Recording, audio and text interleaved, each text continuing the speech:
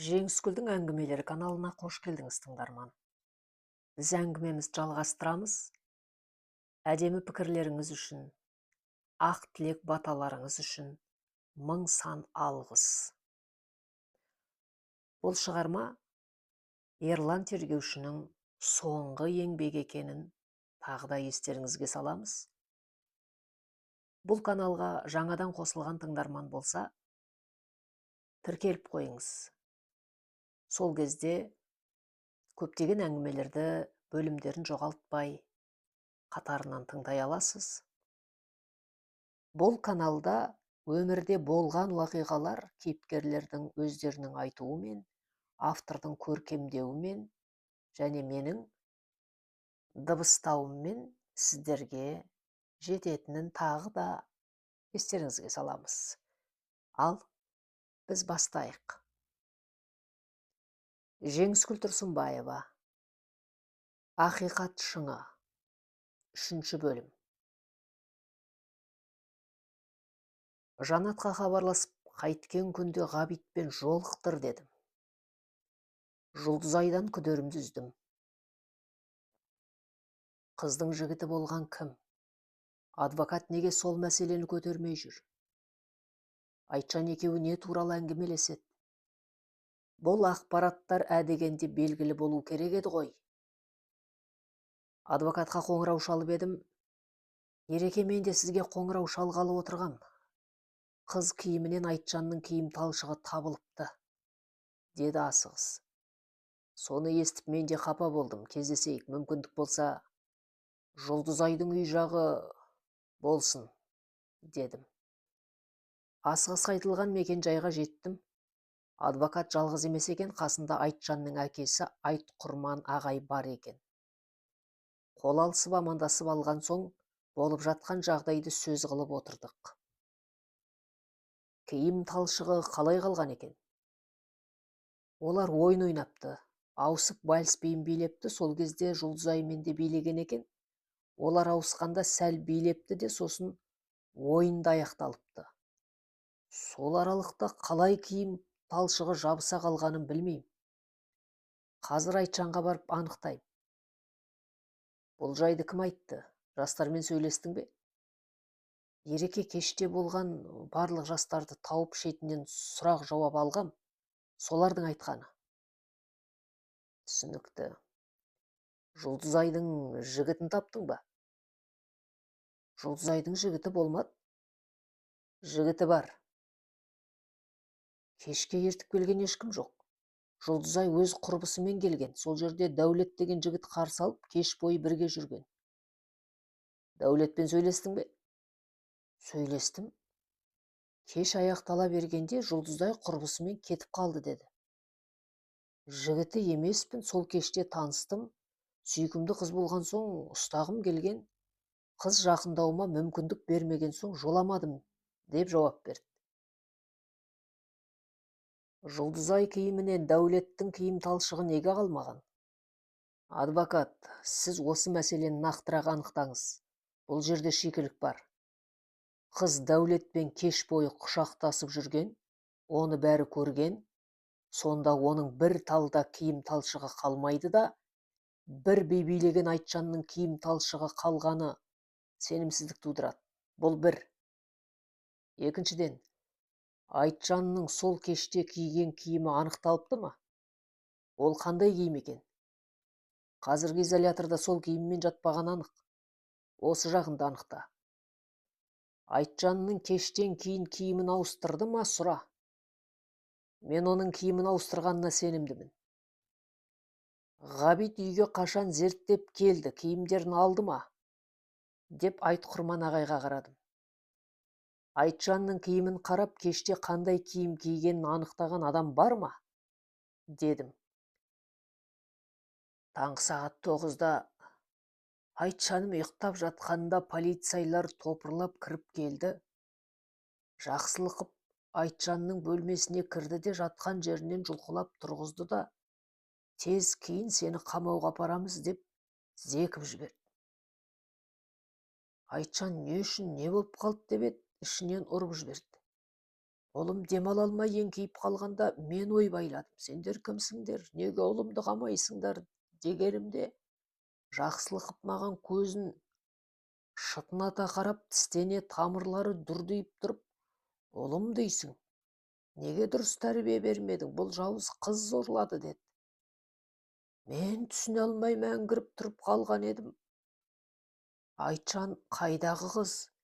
Мен қыз зорламақ тұрмақ қол ұстаспадым. Ол кім? Кім деп айтып жатқанда, бол киін деп жұлқып жіберді. Айтжан трикосы мен футболкасын киді. Олар жетектеп алып кетті. Одан кейін ешкім келмеді. Киім қарамады. Айтжан кешке классикалық шалбар мен қысқа жең көйлек киген. Киімі ұқыппен үстел ернеуінде ілулі қалпында қалды. Киіп кеткен киімі үйде, киіп жүргені күнделікті киім еді.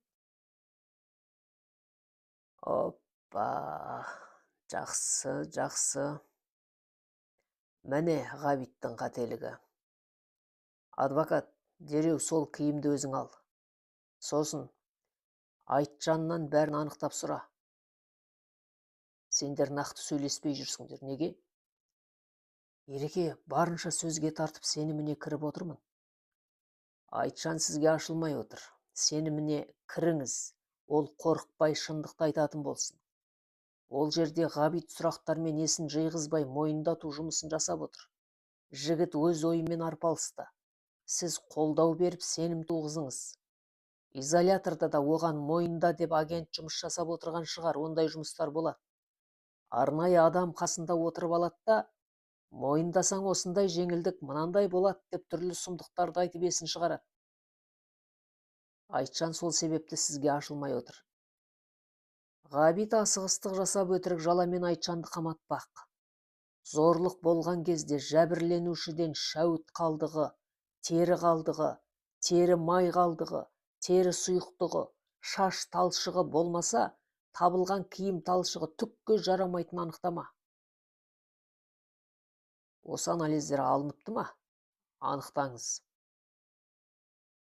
Айтжаннан алатын анализдердің барлығы алынды. Ғабит бұл жағынан сауатты болып тұр. Дайын анализ сараптамаларын өтірік ұқсастық тауып сәйкестік жасап шатастырмақ. Олай да бола ма? Деді адвокат көзі бақырайып. Жазалағысы келсе, одан да зоры болады, достым. Ғабит Айтжанды жазалағысы келіп жүр. Ол бар жолдарды қарастырып келтіреді. Эксперт екеуі ауыз жаласса, Айтжан құрыйды. Оларда криминалист эксперт кім екен? Айсұлудан анықтайын. Ол иттің баласына Айтжаным не істеп қойды? Деді Айтқұрман ағай ызалы дауыспен.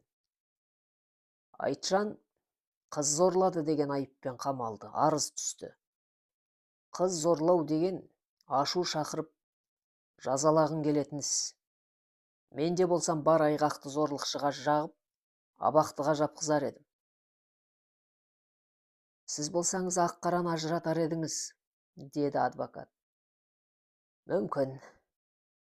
Аға, Жақсылықовтың жалғыз қарындасын зорлап, сосын қорлап, аязды күнде далаға тастап кеткеннен көз жұмды. Осы уақытқа дейін сол жауыздар табылмады. Ғабитта зорлықшыға деген өш қалды. Ол қорланған қызды қорғап, зорлықшыны жауапқа тартқызуды бірінші орынға қойған жан. Бойында өшпей қалған өкінішпен кек бар.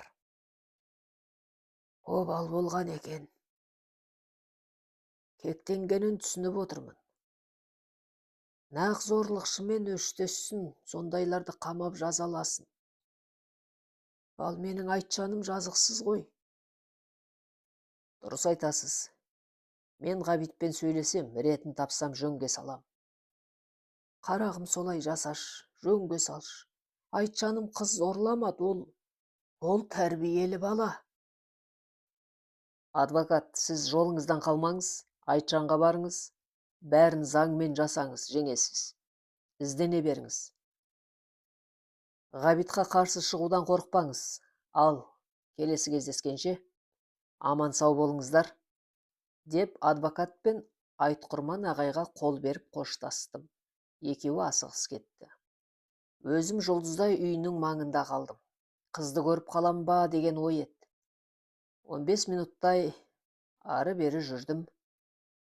Екі үй төмен үлкен ағаш көлеңкесіне орындыққа 70-ке таяп қалған апай шығып отырды. Амандасып қасына отырдым. Апа, осы жерде көптен тұрасыз ба? Иә, сен кімсің? Бауырсақовтардың туысы болам. Олар үйінде жоқ сияқты, деп қасына отырдым. Олар күндіз жұмыста ғой. Жұлдызай да жоқ сияқты. Жұлдызай? Ол үйде болу керек. Бір жаққа шығып кетті ме екен? Солай сияқты, қақпаны қақсам ашпады. Соңғы кезде Жұлдызай тұйықталып кеткен сияқты, деп өтірік айтып жөтеліп қойды. Бейшара қыздың анасы жақсы адам еді, деді күрсіне алысқа қарап. Иә, өте жақсы еді, дедім еді деген сөздің астарын тез түсініп. Көз алдымда өсті ғой. Артық қылығы жоқ, бейнетқор, өте тәрбиелі болды. Мына үйді әкесі екеуі салғанда белі майысып үзілердей болып лай-сылақтарды жасады ғой. Қайран дүние-ай. Бұл үйде не өзі, не әкесі төрінде шалқып отыра алмады ғой, деп апай орамалының шетіне көзін сүртті.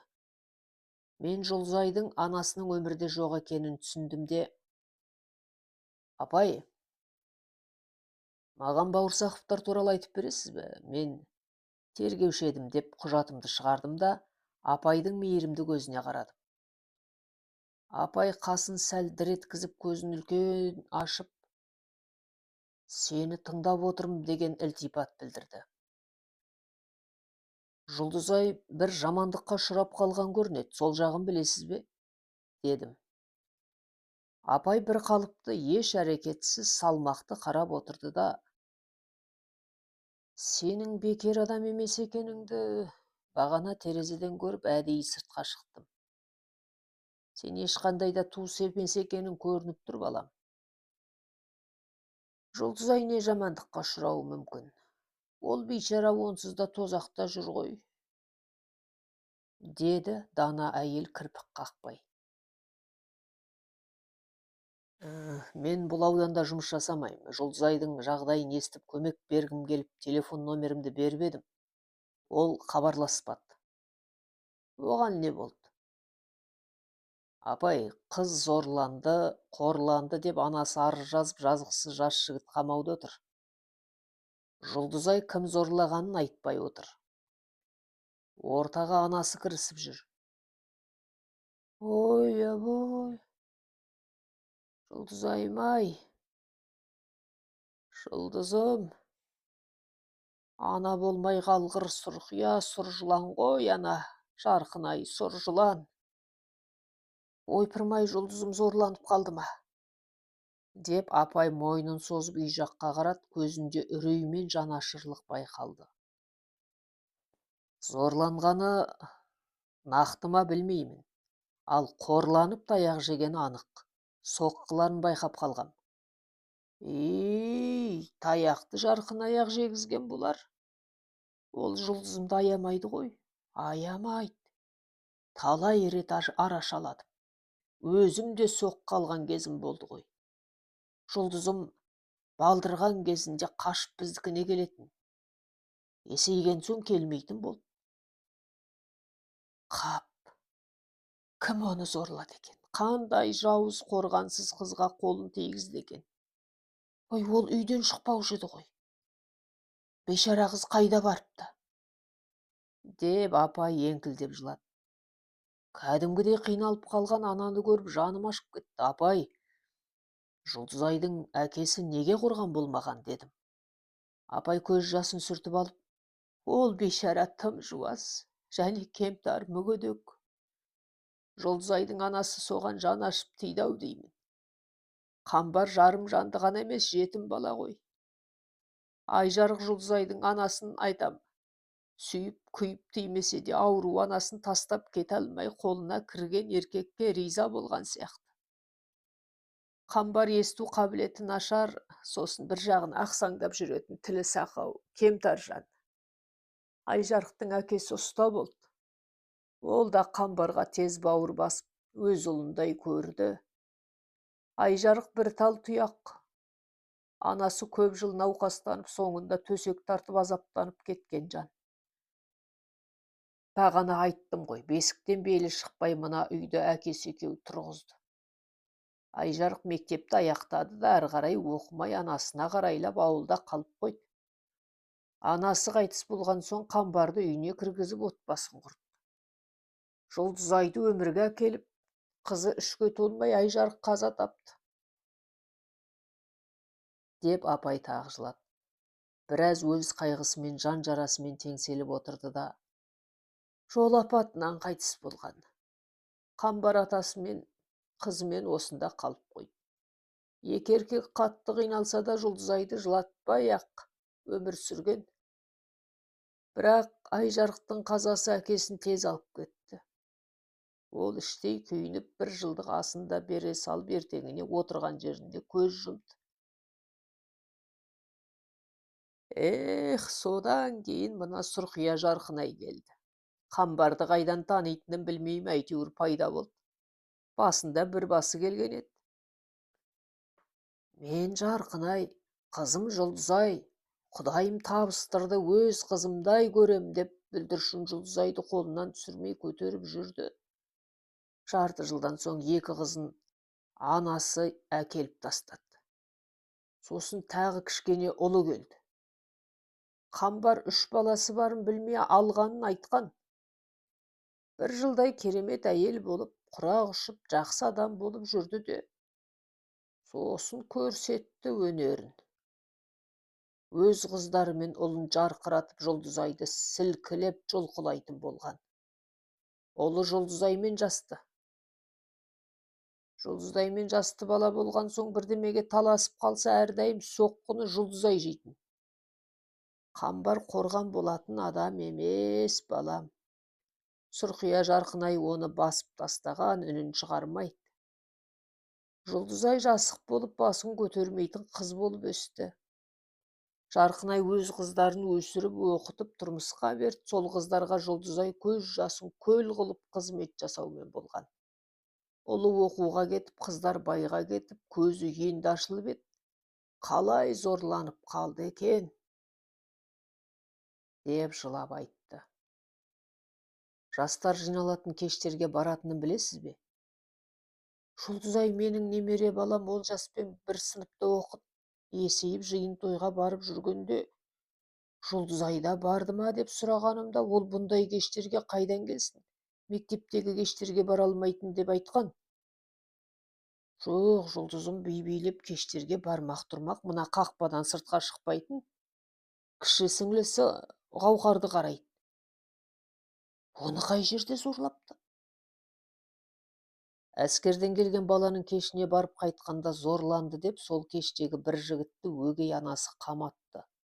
Ол бала да Жұлдызай сияқты анасы жоқ, әке тәрбиесімен өскен жақсы бала. Балам, дәл қазір Жұлдызай үйде жалғыз, сен неге ішке кіріп онымен сөйлеспейсің? Әкесімен Жарқынай кешкі 6-да келеді. Сен кіріп сөйлессең сыңжықты айтар, деді сұраулы көзбен қарап. Апа, мен бағана айттым ғой, бұл ауданда жұмыс жасамайым. Үйге кіріп сұхбаттасуға құқығым жоқ. Жоғары жақ біліп қойса тіптен жаман болады. Олай болса қалай көмектеспексің? Сіз арқылы. Апай таңырқай тыңдап отыр. Сіз кіре аласыз ғой. Кіріп қалын сұраңыз, жағдайын біліңіз, сосын мен туралы айтыңыз, көмектесетініме сендіріңіз, осындай екенімді айтпаңыз. Маған шығудың қажеті жоқ, телефон арқылы хабарласса болды, дедім. Мен кіре алам? Сенен мына сұмдықты естіген соң жағдайын білмей қалай ұйықтайым? Деп апай орнынан тұрды. Апа, Жұлдызайды сіз сөзге тартыңыз. Ол маған айтпайтын шындықты сізге айтуы мүмкін. Менен естідім демеңіз, түк білмеген болып қал сұраңыз. Сол кезде сізге ашылып айтар. Кім біледі? Соңғы кезде жұлдызым маған да сырын айтпайтын болып алған, деп апай сәл ойланды да, сөйлесіп көрейін, деп Жұлдызайдың үйіне беттеді. Мен көлігіме барып отырдым. Емханада көрген кездегі Жұлдызайдың бейнесі көз алдыма келді. Ол кезде оның бет әлпетінде ешқандай соққы, тырналған, көгерген жері болмады. Жәудіреген көзі үрейге толы болды. Бүрісі иығын көтеріп басын тығып алған. Киген киімі өзіне жараспайтын бірнеше өлшем үлкен, ескі еді. Сөлпиген ұзын етек юбка, салбыраған ұзын жеңді ер адамның жейдесіне келетін етегі буылған көйлек киген еді. Барлық түймелері толық қадалған болса да, жаға тұсынан мойнында соққы ізі көрінген болады. Ай, айналайын-ай, сені Айтжан қорламаса, кім қорлық көрсетті деп ойлаған едім. Енді сол соққыны өгей анасы Жарқынай салғанына сенімді болдым. Адвокатқа қоңырау шалып, Жұлдызаймен кездестің бе? Қыз сенімен сөйлесті ме деп едім. Ғабитпен бірге барып жолықтық. Қыз 30 тісінен сөз шығармады. Анасы қаңқылдап, ол үшін жауап беріп отырды. Мен маңызды деген сұрақты сот болғанда қоям деп, Ғабитқа жол көрсетпейін деп үндемедім. Дұрыс жасаған екенсің. Жарқынай өгей ана екенін білесің бе? Жоқ, ондай ақпарат естімедім. Ақырындап жіптің ұшы шығатын сияқты. Мен біраз ақпарат естідім. Үмітпен бір шаруа жасап жатырмын. Сол көмектессе бұл шимай сетілетін сияқты, дедім. Ереке, шешілсе жақсы болар еді. Мен Айтжанмен сөйлесіп шықтым. Ол Жұлдызаймен белемепті де. Олар енді ауысып, Айтжан Жұлдызайдың белінен енді ұстай бергенде бөлмеге араққа тойып алған біреу кіріп, музыка тоқтап қалған екен. Айтжан Жұлдызайдың сұлулығына жақыннан сүйсініп, көзін ала алмай қарап тұрып қалғанда, қыз қызарып кетіп төмен қарап сәл шетке жылжыпты. Мас жігіт ортада біраз дауыс көтеріп, қолдарын ербеңдетіп тұрып алған соң, әскерден келген жігіт Шағатай мен Айтжан оны сыртқа шығарыпты. Сол жігітпен әбігерге түсіп жүргенде Жұлдызай кетіп қалыпты. Кім ертіп кетті, кіммен кетті, көрмепті. Оны анықтаймыз. Дәулет ертіп кетпесе, Жұлдызай бірге келген қызбен кетті ғой. Ертіп келген қыз кім, сөйлестің бе? Баян деген қыз деп бірнешеу айтқан соң Баянға жолыққанмын. Баян бірге бармадық, сол үйде көрдім, танымайым да, өзі сөзге тартып танысып қасымда тұрды. Дастарханда қатар отырдық, кеткенде мен оны көрмедім деді. Баянның мекен жайы мен тегін жазып жіберші. Мақұл. Бізге тағы кездесу керек. Ереке, бір шаруаларды бітірген соң хабарласам. Жақсы, деп телефонымды сөндіріп, Жұлдызайдың үйінен көзімді алмай отырмын. Жанат неге Ғабитпен кездесуді ұйымдастырмай жүр? Ерлан Ғабитпен кездестің делік, сонда не айтасың? Неге шаруаңды дұрыстап жасамайсың? Мынауың дұрыс емес, анауың дұрыс емес деп отырсаң, ол тұрып кетіп қалмай ма? Қалай аралассам болады? Ғабит, қарындасыңның қазасы болғаннан бері 12 жыл өтіпті. Өткенде арнайы анықтағанмын. Зорлықшы үштігейлі жоқ, қолтаңба ізі, тері май қалдығы, шаш талшығы, шәуіт сараптамалар анықталып архивте жатыр. Иесі табылмаған. 12 жылдан бері сол жексұрын қайда екен? Қызды бір зорлаған жауыз ұсталмай кетсе, тағы бір жерден дәл сондай қылмыспен шығып қалуы мүмкін еді ғой. Шіркін, сол архивті көтерсе ғой, сол сұмырайды тағы қазса ғой. Ерлан, не деп кеттің деп қақпаға қарадым. Апайдың Жұлдызайға кіріп кеткеніне жарты сағат болды. Кешіккеніне қарағанда сөйлесіп отыр ма? Сырттай Жұлдызайдың үйіне көз жүгіртіп қарап отырмын. Биік етіп салынған үлкен үй екен. Суық верандасы әдеміленіп өрнектеліп жасалған. Үйді айналдыра тор қоршаумен қоршап, қоршау ішіне ағаш егіліп, ал ағаш ұқыппен бел орта етіп кесіліп қорған болып тұр. Бау-бақша бар екені өсіп тұрған көп ағаштан байқалады. Төңірек тап-таза. Апайдың, Жұлдызайдың анасы осы үйді салуға көмектесіп қызығын көрмей кетті дегеніне ішім ашыды. Апай асығыс шығып келеді. Сағатыма қарасам 40 минут болыпты. Апай өз үйіне кіріп кетті. Бірден соңынан бара алмай ойланып отырып қалып едім.